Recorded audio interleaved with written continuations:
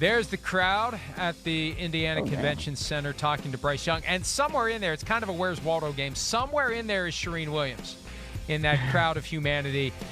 She asked Bryce Young how much weight he put on and what he expects to weigh. He said in the 200 range. I assume he hasn't put on 200. I assume he expects to weigh 200. We will see tomorrow. Yes, we will also see how tall he is. He's listed as 6 foot. Todd McShay reported, if it classifies as a report not that long ago, 5'10 and a half. But yeah, once you get to the NFL level, high school and college, you can round up if it's good. You can round down if it's bad. You can't hide at the scouting combine. It's one of the aspects of the whole process that is dehumanizing. Guys walking around in their underwear to be measured and weighed and gawked at by scouts. But the height is undeniable. The hand size, which we'll be hearing about, is undeniable. Yeah, well, if they're small or if they're big. I mean, I always remember Jared Goff in the 16 combine, and he got asked about his hand size and fumbles. And then, I had a feeling that was coming.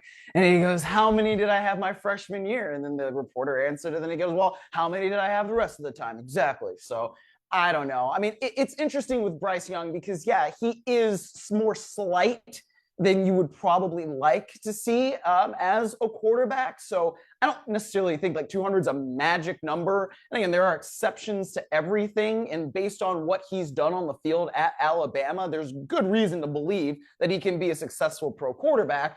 But everything is a factor and everything is a data point. Bryce Young also said he's been talking with Patriots quarterback Mac Jones about the draft process. Don't get advice from Mac Jones about how to act on the sideline or on the field. I would suggest a different course, a different path when it comes to containing or otherwise your frustrations during a game. He met with the Texans. He says it went great. And his meeting with the Bears went well, said it was an honor, a lot of knowledge and wisdom in the room, right? The Bears aren't drafting you, Bryce Young, and you don't want to be drafted by the Bears. See, that's the thing. If the Bears trade Justin Fields, if they would, and I think it would be ludicrous if they did, he's not a fully completed scratch-off lottery ticket winner, but he's pretty damn close. I mean, you're in the money. It's just a question of how much with Justin Fields as the lottery ticket draft pick. If you go Bryce Young before we really know what Justin Fields is going to be, that's just more pressure on Bryce Young. That's something I've tried to become sensitive to and educate fans on. There's pressure enough in being the first overall pick or in the top 5. Teams make it worse by, if the Colts would trade up from 4 to 1, now all of a sudden, you're the next Andrew Luck, the next Peyton Manning. Just like the 49ers, that poor kid, Trey Lance, he's got no control over that. He gets thrust into this situation where he's the savior now, and they gave up 3 first-round picks and a third-round pick to get him. There's already enough pressure in being a top 5 pick. It makes it incredibly worse if you do that. So he shouldn't want the Bears to make him the first overall pick. Maybe you'll flip-flop with the Texans. Maybe that's ultimately what happens. But there's going to be enough pressure being number 1 overall. And I know the other side of that is, guys should welcome it. There's a certain point, though, Myles, when you're talking about 20, 21, 22-year-old kid, it's just too much. Well, I mean, if you're talking about Bryce Young or any one of these guys that's been at a big-time football program, he knows how to deal with pressure to a certain extent. And I mean, anytime you're being coached by Nick Saban at the college level, that's a huge level of pressure there in and of itself. So it's not like he's coming into this totally inexperienced, totally green, things like that. And he's played well at one of the best college football programs in the country. But I do think that you're right, that it is a different level of pressure when you go from college to pro, when you go from college highly touted recruit to professional who is drafted at the top of the list, and you are now supposed to be the savior, whatever, quote unquote, for 10 to 15 years. It makes it very different. But I don't want to discount the experience that he's already had. Ohio State quarterback CJ Stroud also at the podium today. He said he's had a formal meeting with the Falcons. He met with the Raiders. He said Arthur Smith, the Falcons coach, and the GM Terry Fontenot were fiery. Raiders, interesting first meeting for Stroud. He said, I actually think I've been the best player in college football 2 years in a row. I don't even think I've touched my potential yet. And look, you have to be confident to the point of delusional to be successful in the NFL. I wouldn't expect him to say anything else. But, this is one of the great questions. And, hey, I go back to 2018. Baker Mayfield 1, Sam Darnold 3, Josh Allen 7, Josh Rosen 10, Lamar Jackson 32. Let's not get so caught up in when these guys come off the board. They all have a chance to be great, and they all have a chance to be not great, Myles.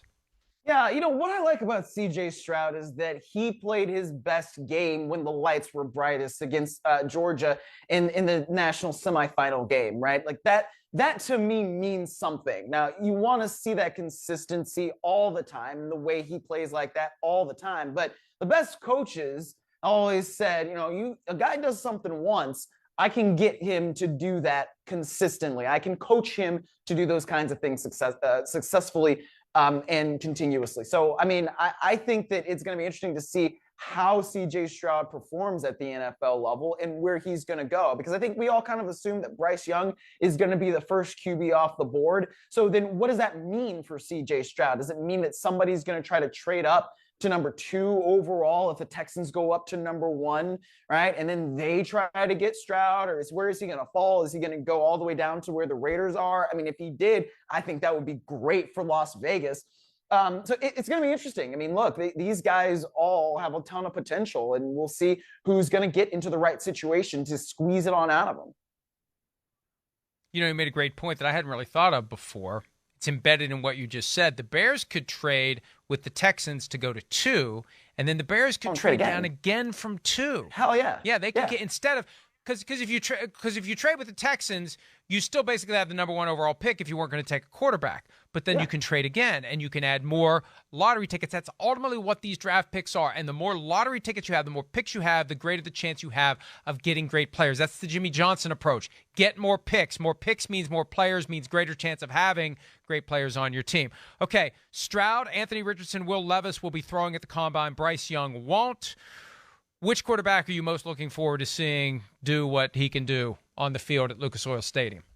I guess it's Anthony Richardson because of just the electricity when he is on, there are throws that he makes where he's rolling out, and then there's the runs that he makes, where he's just absolutely shaking guys and doing things that not many guys can do on a football field. Like when that guy takes off, he is fast. He is just absolutely explosive. So it's against air. It doesn't necessarily mean all that much, but it still should be fun to watch him throw. Mike, who are you looking forward to seeing? Yeah, I agree with you on Richardson. He's speaking right now. Courtney says that he says his NFL comp is Cam Newton, which is a pretty high bar. But, this is a guy who is regarded as incredible physical specimen. And then the question is, can you harness and direct and make him into the kind of quarterback he can be? I just say take him for what he is and build your offense around him. Haven't we talked about that over and over again for the past few years? Isn't that what we're seeing? Isn't that why so many college quarterbacks are successful? You take what he does well and you do it, and then the things he doesn't do well you don't do, and you try to coach him up into turning the liabilities into assets. So I'm most intrigued by Richardson, and there's a chance he could end up being the best of the bunch at the NFL level. But that's part of the process. It's part of the fun, and we see how it plays out. And I also say this. With Bryce Young not working out, I maybe it's because I just don't pay as much attention as I used to, but I think we've evolved past the point of trying to shame these guys into working out, because there's this whole collective, how dare you not entertain us crowd out there. Oh, what? Don't you want to compete? Don't you want to compete? Don't you want to? It's not competition.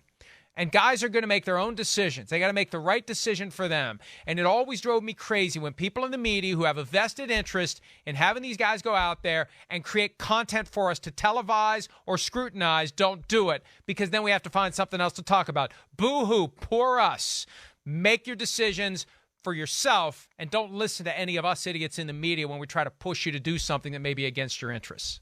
Woo! Yeah. No, I don't think I've seen much criticism of Bryce Young for not throwing at the Combine. And I don't know that anybody should be criticizing him for not throwing at the Combine.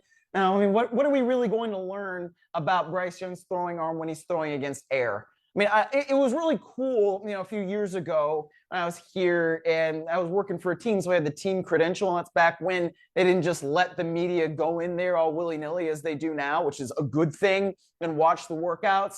So I would sort of sneak into the bowl and I'd be in the upper deck, and I remember watching the guys throw, and Josh Allen, one of the most impressive arms I'd ever seen. He was like really just yakking the ball down the field and just kind of overthrowing guys. And it's like, wow, this is very impressive. But I mean, does this really mean all that much at the NFL level? And for the first few years, the answer was no, not really, because the accuracy wasn't quite there. And now he has gotten so much better at it. So I say all that to say, like, there's not much you're going to learn by a guy throwing, in the combine, in that setting, in, the controlled environment that is Lucas Oil Stadium. Hi, it's Mike Florio. Thanks for watching PFT on YouTube. Hit subscribe for the latest news and analysis from Pro Football Talk.